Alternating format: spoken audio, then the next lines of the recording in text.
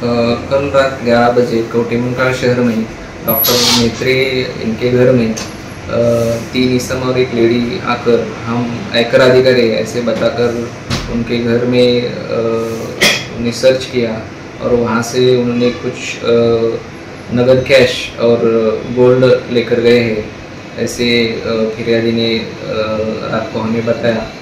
हमारी जांच अभी चालू हुई है और हम गुनाह नोंद करके जल्द से जल्द उसका सुलझा करने की कोशिश कर रहे हैं।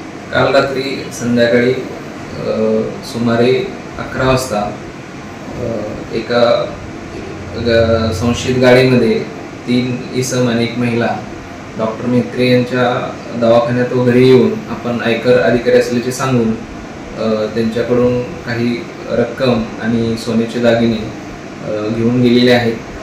त्याबद्दल पोलिसांचा अधिकचा तपास चालू आहे, गुन्हा नोंद करण्याचे काम चालू आहे।